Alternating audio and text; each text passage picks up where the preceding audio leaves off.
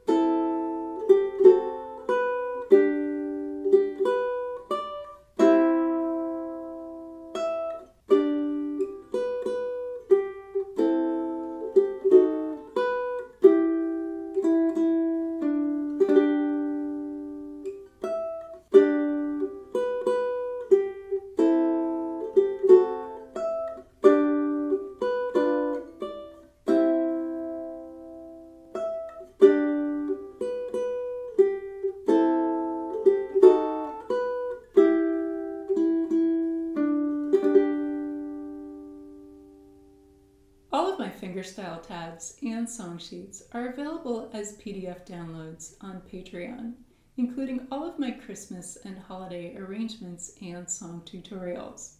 You'll find the link down below in the video description. Next, in our lesson, we'll walk through how to play the entire arrangement step by step. Now, I'm going to use my tenor with low G tuning for the lesson. However, you can follow along with high G tuning as well, as the fret hand fingering will be exactly the same with both low and high G tuning. This arrangement is in 4/4 time, which means that every measure consists of 4 quarter notes, or 4 beats. And the tempo is 90 beats per minute, so if you set your metronome at 90, you'll have 4 beats for every measure. Our one exception to this is the very first measure. This measure consists of only 1 beat, and here we're playing the 2nd fret of the 3rd string.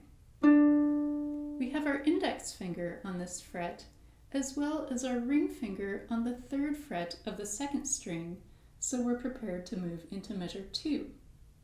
We start measure 2 by picking strings 4, 3, and 2 together.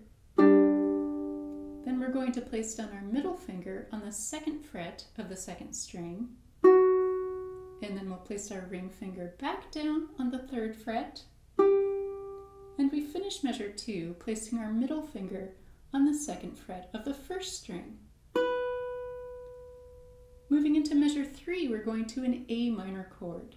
So we'll place our index finger on the 2nd fret of the 4th string, and here we'll pick all 4 strings together. Then we'll place our ring finger back down on the 3rd fret of the 2nd string, and then our middle finger on the 2nd fret, and here we'll pick strings 1, 2, and 3, and then we'll move our middle finger to the 2nd fret of the 1st string to complete measure 3. We begin measure 4 with the same partial G chord that we used to begin measure 2. Then we'll pick the 2nd string, and then we'll place our middle finger on the 2nd fret of the 1st string, and then we go to the 5th fret of the 1st string with our pinky. And then in measure 5, we're going all the way up to the 7th fret with our pinky, picking all 4 strings together. We hold this chord for 3 beats, and then we'll pick the 1st string. If you're enjoying this lesson, I'd love to hear from you in the comments. Let me know what other songs you'd like to learn, and please give this video a thumbs up, as it really helps to support my channel. If you're new to my channel, then welcome.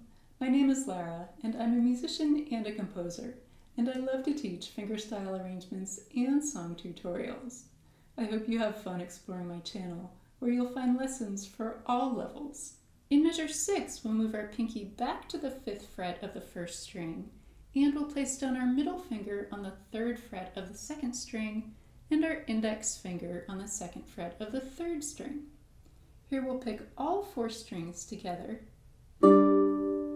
Now if this chord is too much of a stretch for you, you can play an easier version by just picking the 1st string on the 5th fret.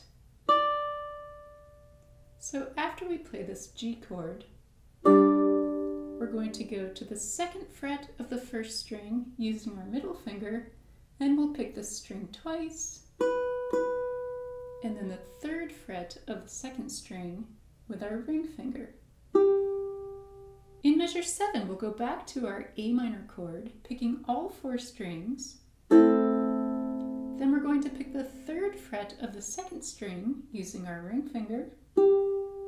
And next we'll place down our index finger on the 2nd fret of the 2nd string and our middle finger on the 3rd fret of the 3rd string.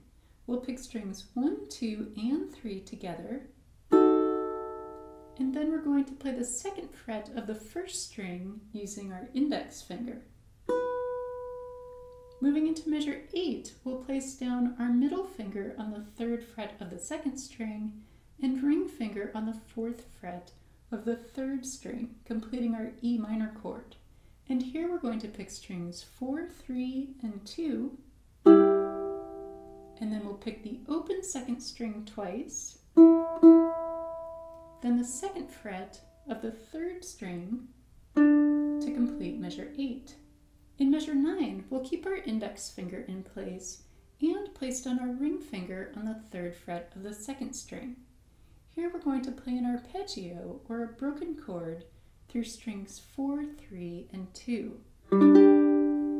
Now our melody note is on the 2nd string, so we want to play that string the loudest in this arpeggio. At the end of measure 9, we go back up to the 7th fret of the 1st string using our pinky, and then in measure 10 we go to our G chord, the same chord that we used in measure 6, and then we're going to use our middle finger on the 2nd fret of the 1st string,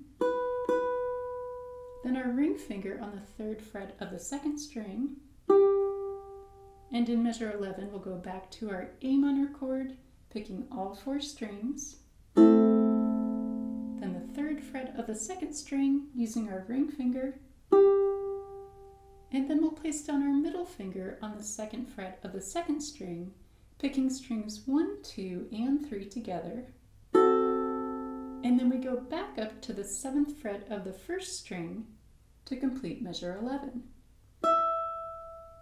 In measure 12, we'll bring our pinky down to the 5th fret, forming our G chord once again, and then we're going to form a G7 chord, using our index finger on the 1st fret of the 2nd string and our middle and ring fingers on the 2nd fret of strings 3 and 1. Here we'll pick the 1st string, and then strings 1, 2, and 3 together, and then we'll go up to the 5th fret of the 1st string using our pinky. Measures 13 through 17 are played the same way as measures 5 through the beginning of measure 9.